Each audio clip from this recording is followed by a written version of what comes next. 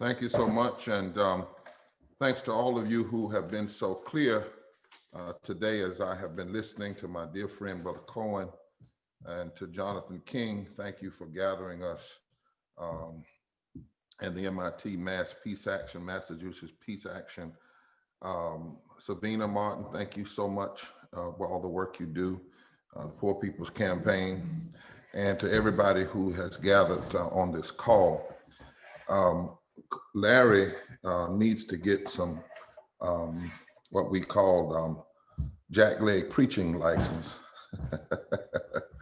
And maybe we'll see, now that I'm a bishop, we'll see if we can't figure out how to get him ordained. Of course, we'll have to allow him a little cursing space, but that's all right. Sometimes it's necessary when you speak truth to damn some things, because if everything is blessed and nothing is damned, then everything is all right. And we know everything is not all right. You know, there's a text in the scripture, and to my dear friend Jody, who we talk all the time about these issues, we've often heard it said, if you live by the sword, you die by the sword. Actually, that is a rephrasing of what Jesus actually said. And I want to take a moment to talk about what he actually said, because Jesus had a choice. You know, in the scriptures, it tells us that Jesus literally could have loosed 10,000 angels like a nuclear bomb upon those who were trying to crucify him. But he chose not to. He was challenging the empire, but he knew that he could not be like the empire if he was going to challenge the empire. In fact, there's this interesting text in the Bible that says when they first grabbed Jesus, he flinched for a moment. He flinched. He allowed his spiritual power to flinch. And it says all the soldiers fell out like dead men. And then he stepped back and said, no, this has to be a nonviolent way. I cannot use the ways of the empire to stop the empire. And so when Jesus was being captured by the empire, by the Roman Empire, that at that time was led by narcissistic egomaniacs and demagogues who literally named their weapons, because in their understanding of creation that traced all the way back to the ancient Babylon, they believed that war was the process of creation. Many people still do. They literally believed that war was the process of creation. In fact, in the ancient Babylonian concept of creation, two gods went to war, and it was out of the murder of one, vicious, violent murder of one, that creation was born. In the Jewish, Judeo-Christian version of creation, God, the Spirit of God, brings order to chaos, and creation is born out of nonviolence and not violence. But the Roman Empire believed that violence was the way, and they could not have this group of people then acting like the Massachusetts Peace Action group, saying it didn't have to be this way. And this powerful leader that was doing what Larry Cohen just said, organizing the people, because his influence was starting to reach inside even the pockets of power. And so they came to take him. And one of his followers was Peter. And Peter had been a part of the guerrilla warfare team that stood against the Roman Empire, the Maccabees. So though Peter was following this guy nonviolently, Jesus, he kept a sword. And when they grabbed Jesus, he cuts his ear, the person who grabs an ear off. And Jesus says to him, here's the actual text: put up thy sword, put it back in its place, for all those that take the sword shall perish with the sword. Not those who, if you live by the sword, you die by the sword. That's not the quote. The quote from Jesus is all those that take. And the word there in Greek says all those that use, all those that grab on to violence as their way of existing, all of those who put their hope in their weaponry shall perish by that same weaponry. All for they that take, they that think their safety is in their ability to wield violence more powerfully than someone else, will perish by the same thing they wield.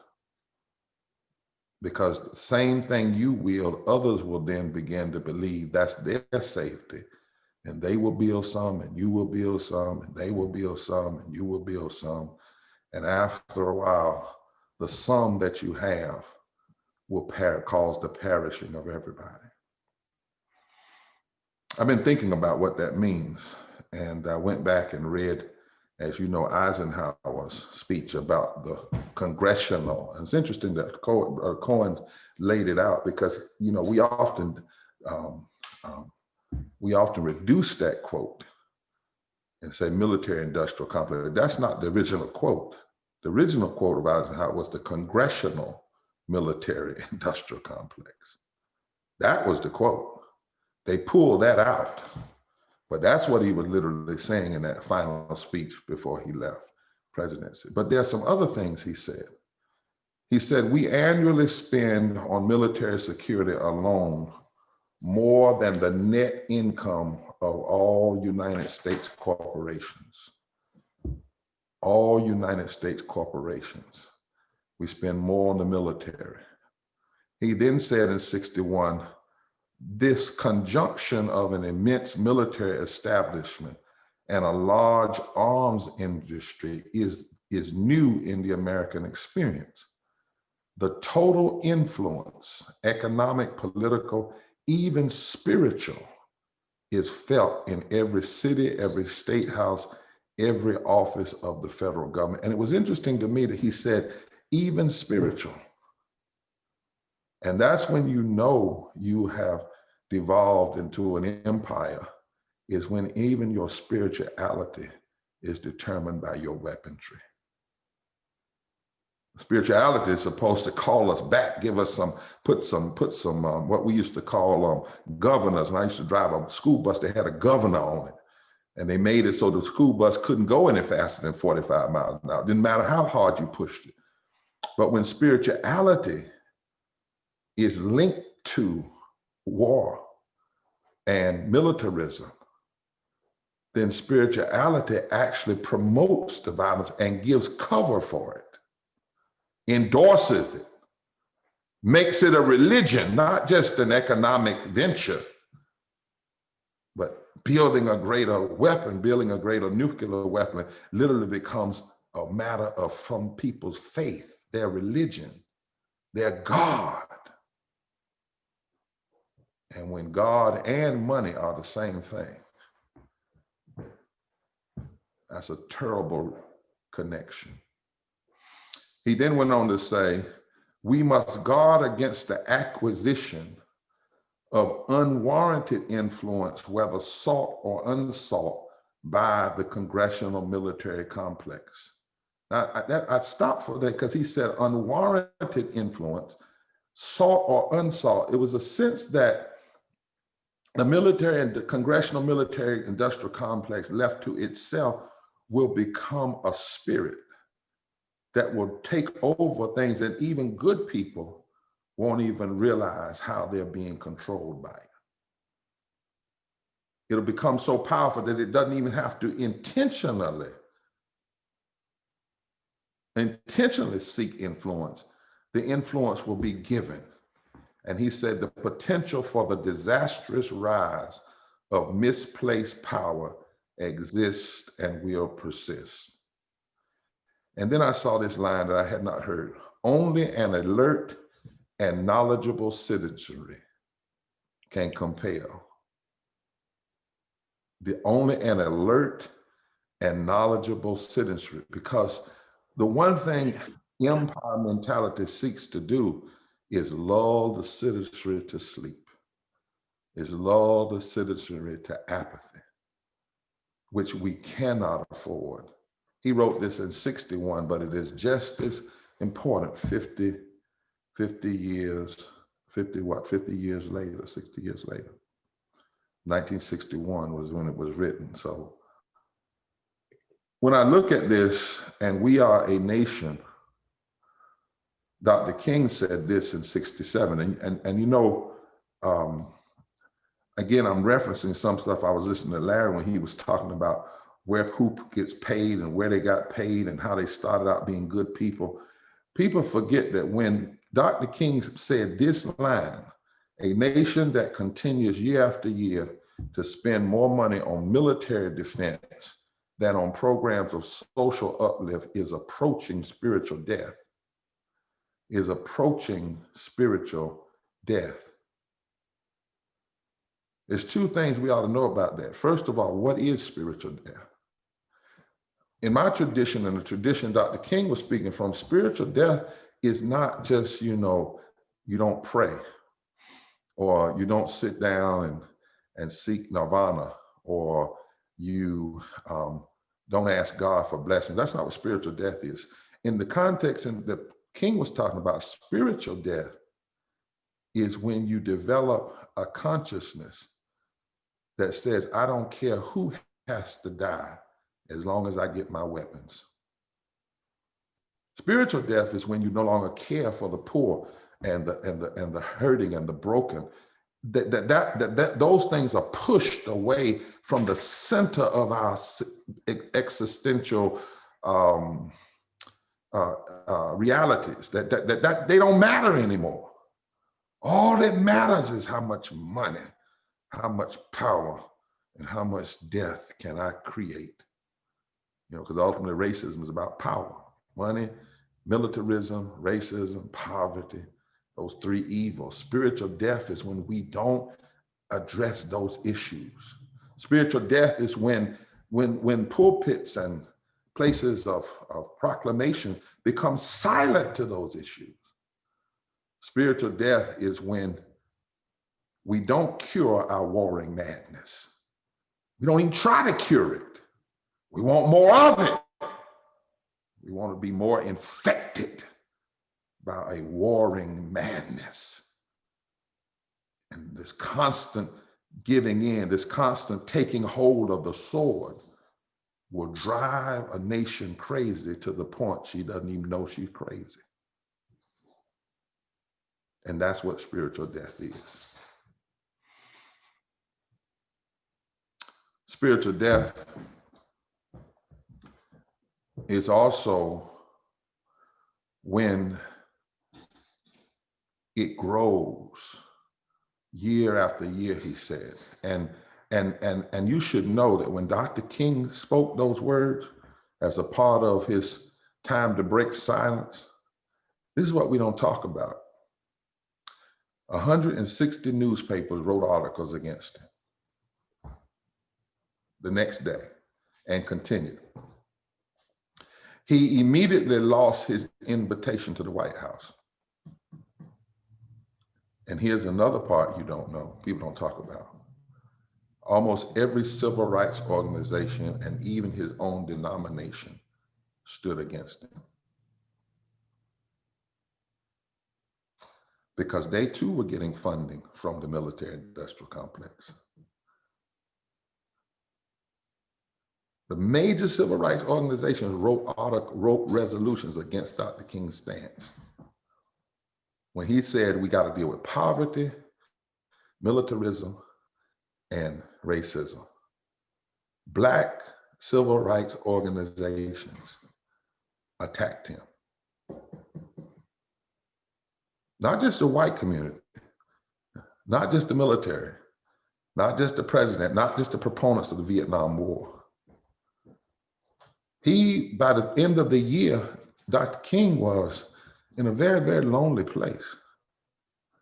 And when he came to the Poor People's Campaign, he was basically gathering the renegades of various places, welfare rights workers, people in the war movement, some people in the certain Jewish federations, Latinos like Cesar Chavez and some of the native people. But you should know that when he said, dared to say the truth, America, you are approaching spiritual death because you're spending more money on military defense than on programs of social uplift. That clear, concise criticism of the culture caused not only the expected enemies, but the unexpected enemies.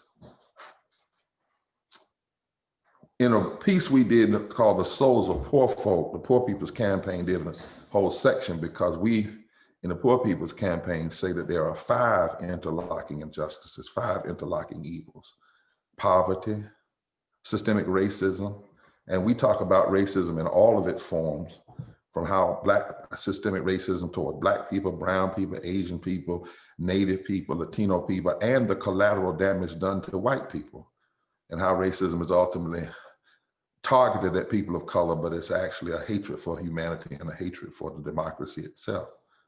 And then systemic poverty. Liz has talked about that earlier, I'm sure today. Ecological devastation, denial of healthcare, and the war economy.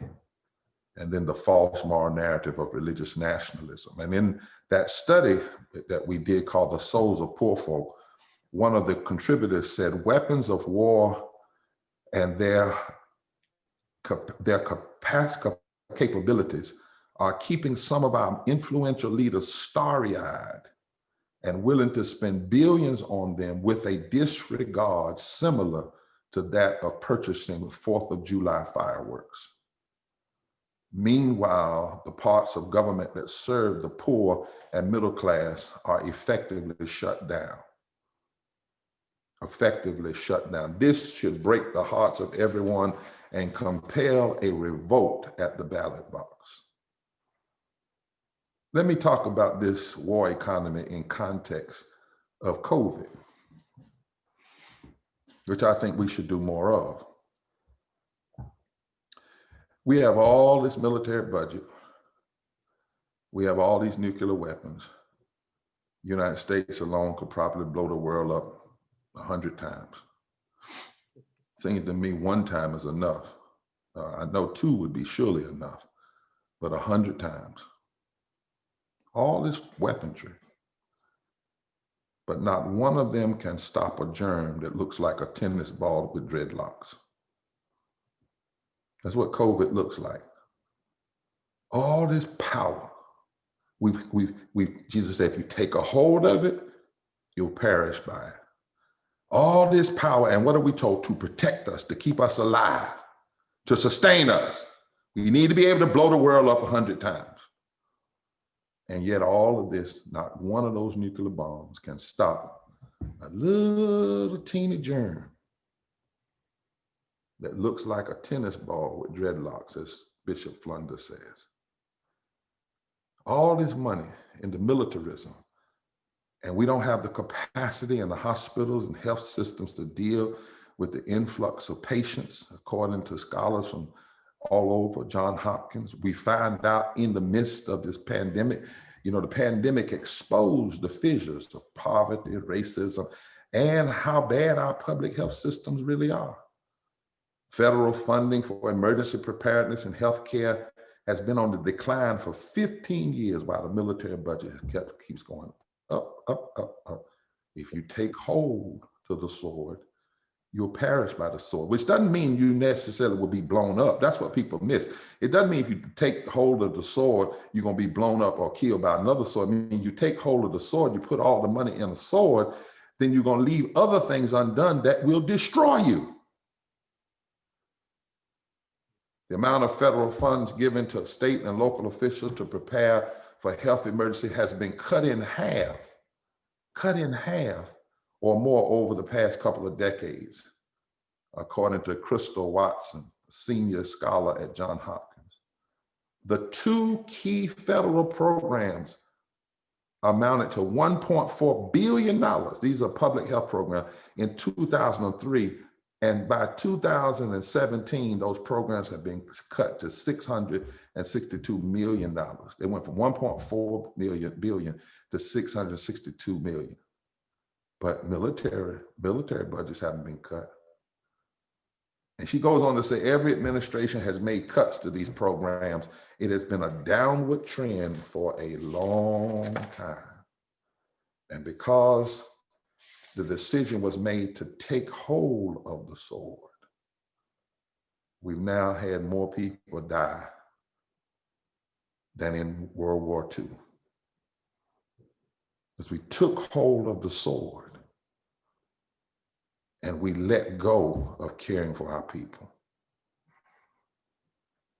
One military contract, the great sin of the war economy is that one military contract could pay for all of the states that didn't expand the Affordable Care Act. And what if we had that in places like Mississippi and Alabama, where we're having such high levels of death because people can't even go to the hospital?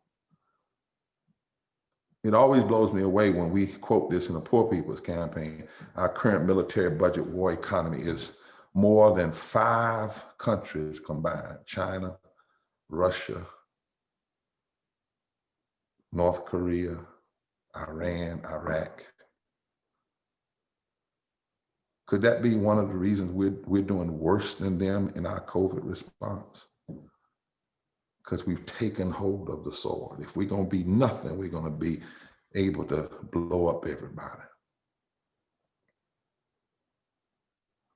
Our current military budget, $800 billion, dwarfs the $200 billion, or between 190 to 200 billion allocated for education, jobs, housing.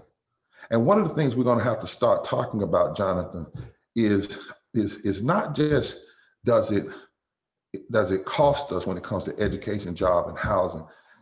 That Columbia study we used taught us something, that every regressive piece of public policy, every time we refuse to put money in the things that save life and put more money in militarism, every regressive public policy has what I call a DM on the DL, a death measurement on the down low.